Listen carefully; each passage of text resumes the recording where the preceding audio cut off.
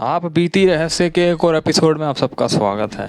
आज एक रोहन नाम के लड़के ने एक इतनी दुखद स्टोरी भेजी है जो सुन के कहीं ना कहीं अंदर से मैं भी इमोशनल हो चुका था, क्योंकि स्टोरी ही इतनी ख़तरनाक है। झारखंड में रहने वाला रोहन अपनी नानी से बहुत प्यार करता था और वो अपनी नानी से करीब 113 किलोमीटर की दूरी पर रहता था। आइए जानते हैं इस कहानी में क्या हुआ था। तो एक दिन रोहन की नानी उसकी मम्मी को फ़ोन करती हैं जिनका नाम मीना था। तो वो मीना को कहती हैं कि बेटा मैं काफ़ी बीमार हूँ, तो आप रोहन को मेरे घर भेज दो ताकि वो मेरी जो दवा पानी है वो कर देगा और जो भी मुझे दिक्कत होगी वो ठीक हो जाएगी, क्योंकि मैं बेटा अकेली हूँ। तेरे पिताजी को गए कई बरस हो चुके हैं और तुझे पता है कि तू इकलौती बेटी ही है मेरे पास, मेरा कोई बेटा भी नहीं है। मीना जो उनकी बेटी होती है उसकी नानी की, तो वो उसे आश्वासन देती हैं कि मेरा बेटा 1 हफ्ते तक आपके घर आ जाएगा, तो माँ 1 हफ्ते तक आप रुक जाएं। तो जैसे तैसे वो ये कहती हैं कि आप पड़ोस में बोल दें, मैं फ़ोन कर देती हूँ कि आप जो भी आपकी दवा पानी होगा वो कर देंगे। तो इतनी बात हुई और फ़ोन कट हो जाता है। अब रोहन 1 हफ्ते बाद अपनी नानी के घर जाता है।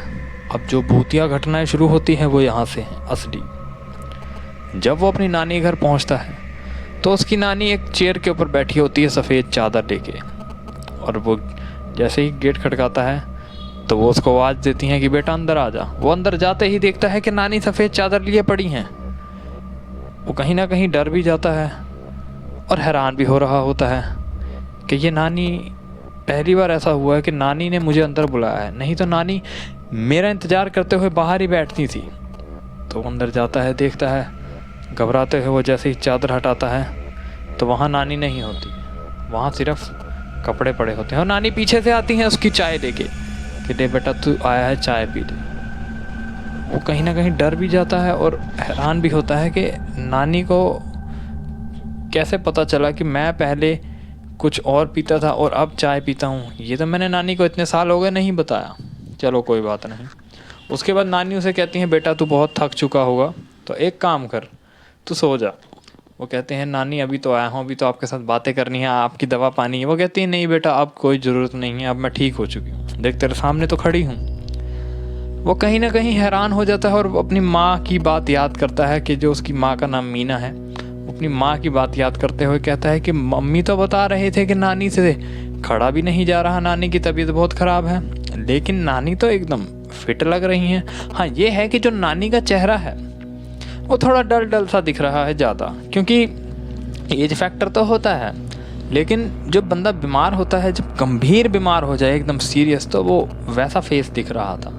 अब वो कहीं ना कहीं ये सोचता है कि चलो कोई बात नहीं, नानी ठीक हो चुकी हैं, फेस का कोई बात नहीं, जो होता है देख लेंगे। ऐसे ही करते करते रात हो जाती है। रात को वो सोता है। जैसे ही वो रात को सोता है तो नानी उसको बोल देती हैं कि बेटा तू ऊपर कमरे में जाके सोता है ना रोहन। वो कहता है हाँ नानी मैं ऊपर सोऊंगा, तू ऊपर नहीं सोएगा, तू आज नीचे ही सोएगा। वो थोड़ी जिद करता है कि नानी मुझे ऊपर जाने दो। वो मना कर देती हैं कि बेटा नहीं तू यहीं सोएगा। और जैसे ही नीचे सो जाता है अपना मन मार के, तो आधे घंटे बाद पाता है कि बिस्तर के ऊपर नानी नहीं है। अब वो हैरान हो जाता है। वो कहता है अभी तो नानी यही हो सकता है, कहीं बीमार तो नहीं हो गए। वो एकदम उठ के देखता है कि अचानक नानी उसके सामने आती हैं। वो कहती हैं बेटा कहाँ जा रहे हो। नानी मैं तो आपको देखने जा रहा था। बेटा मैं तो पानी लेने गई थी, तू पिएगा पानी। तो वो कहता है कि नानी आप ठीक हो ना।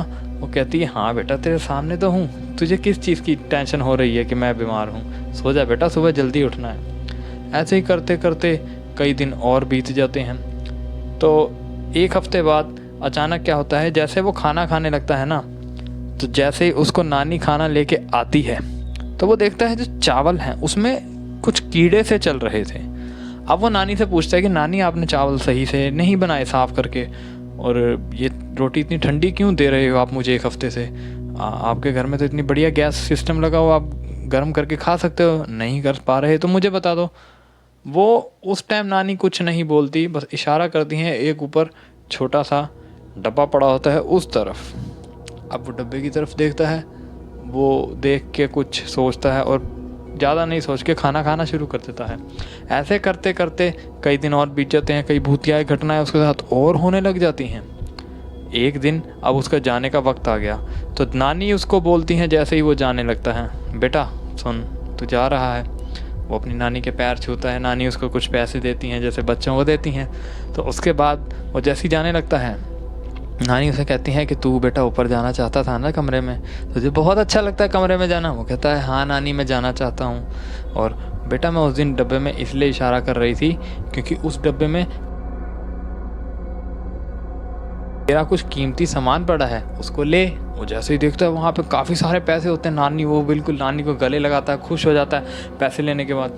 अब अचानक से एकदम ना ऊपर से कुछ गिरने की और चीखने की बहुत ज़ोर से आवाज़ आती है कि जैसे कोई गिरा हो, एक भयानक आवाज़, कोई बूढ़ी औरत चीखी हो। वो हैरान हो जाता है, वो इतना हैरान हो जाता है वो समझता नहीं। नानी से पूछता है, नानी कहती बेटा जाके ऊपर देख ले। वो इतना कहने के बाद नानी वहाँ से एकदम गायब, ऐसे जैसे एकदम कुछ था ही नहीं वहाँ पर। अब वो डर जाता है, अब वो ऊपर जाने के बजाय पहले बाहर भागता है। तो उसके एक पड़ोस में अंकल रहते थे, राजू अंकल। तो राजू अंकल के पास जाके बोलता है कि राजू अंकल ऐसे ऐसे बात हुई, नानी भी गायब हो गई, मैं बहुत डर गया हूँ। और तो वो कहता है कि नानी गायब हो गई मतलब? तो वो कहता है ऐसे ऐसे बात हुई थी राजू अंकल जी देखो। तो वो जैसे ही आते हैं उसके घर में तो वो पाते हैं कि वो घर में बिल्कुल ही मिट्टी पड़ी हुई है, सामान इधर उधर बिखरा पड़ा है और ऐसे लग रहा था कि जैसे कई महीनों से वो घर बंद पड़ा हो। अब वो हैरान हो जाता है। रोहन कहता है कि मैं रात तो यहाँ से सही है, इतना अच्छा बुरा निकला, मैं मामा 3 महीने से यहाँ रह रहा हूँ। वो उन अंकल को मामा बोलता था। तो कहता मामा मैं यहाँ 3 महीने से रह रहा हूँ तो मेरे को तो ऐसा कुछ फील नहीं हुआ, लेकिन एकदम कैसे अभी तो मैं निकला हूँ घर से बाहर। तो वो जैसे ही जहाँ से बहुत ज़्यादा स्मेल आ रही थी कि जैसे कोई डेड बॉडी पड़ी हो, वो एकदम धीरे धीरे ऊपर जाने की कोशिश करते हैं। और जैसे ही वो ऊपर पहुंचने लगते हैं कि अचानक वो अपनी जेब में देखता है जो पैसे नानी ने उसको दिए थे उसमें कीड़े चल रहे थे और वो पैसे फटे हुए थे, जले हुए थे। वो उसको फटाफट ज़मीन पे फेंक देता है। और जैसे गेट खोलते हैं तो नानी वहाँ पर मरी पड़ी होती है ज़मीन के ऊपर। नानी तो 3 महीने पहले ही मर चुकी थी जब उन्होंने अपनी बेटी को आखिरी बार फ़ोन किया था। तो हुआ क्या था वहाँ, जो उसने एक्सपेक्टेशंस लगाई थी कि नानी कुछ सामान लेने के लिए उठी होंगी, तो सामने कुछ टेबल वगैरह पड़ा था और अंधेरा भी हो रखा होगा रात को। तो वहाँ एक लालटेन थी। तो नानी जैसे ही उस लालटेन को लेने की तरफ गई होंगी, उनका पैर फिसला कि अचानक वो लालटेन टूट के उनके अंदर चली गई और वो ऑन द स्पॉट वहीं मर गई। वो पहले ही नानी ख़त्म हो चुकी थी। वो इस इंतज़ार करते करते चली गई कि मेरा खून, मेरा दोता, मेरा रोहन आएगा। पर रोहन ने आने में बहुत देर कर दी थी। नानी उसके आने से 1 हफ्ता पहले ही चल बसी थी। वो अपनी नानी को देख के बहुत फूट फूट के रोया। उसके बाद उसने अपने घर पे फ़ोन किया, उन सब ने मिल के नानी का संस्कार किया और वहाँ से वो घर वगैरह जो भी थी ज़मीन जायदाद बेच के वहाँ से चले गए। और वो जब अपने घर आया तो वो बहुत पछताया। वो कहता मम्मी कि मैं नानी के साथ 3 महीने रहा हूँ, मैंने देखा है नानी कहीं ना कहीं ऐसे लगता था कि बीमार है, लेकिन मुझे नहीं लगता था कि वो ऊपर क्यों नहीं जाना देना चाहती, वो ये वजह थी। मैंने कभी इस चीज़ को एक्सपेक्ट नहीं किया। तो रोहन मुझे बताते हुए ही कह रहा था कि ज़रूरी नहीं है कि हमारे बुज़ुर्ग अकेले बैठे हों तो वो खुश हों, क्या पता वो कह ना पा रहे हों कि वो हमसे मिलना चाहते हैं। आप उन्हें अकेला ना छोड़ें, क्योंकि बुज़ुर्ग इंसान एक छोटे बच्चे की तरह होता है। वो बहुत दुखी था बताते हुए। वो कहता मैं इतना दुखी हूँ, आज मैं अपनी नानी को याद करता हूँ कि 3 महीने मेरी नानी ने मुझे खिलाया पिलाया, वो भी जब जब वो ख़त्म हो चुकी थी। वो नानी का प्यार था, वो अपने दोते और पोतों के लिए था, ताकि वो कभी ये ना सोच सके कि उसकी नानी उसे प्यार नहीं करती थी। तो वो डीएम करते हुए बताता था कि दुनिया को बताओ कि जिनके बुजुर्ग अकेले रह रहे हैं वो उन्हें कभी अकेला ना छोड़े, क्योंकि जो उसके साथ हुआ वो नहीं चाहता किसी और के साथ हो। तो गाइस, ये स्टोरी आपको कैसी लगी? लाइक, शेयर और सब्सक्राइब जरूर करें और आप बीती रहस्य के अगले एपिसोड के लिए तैयार रहें। मिलते हैं गाइस।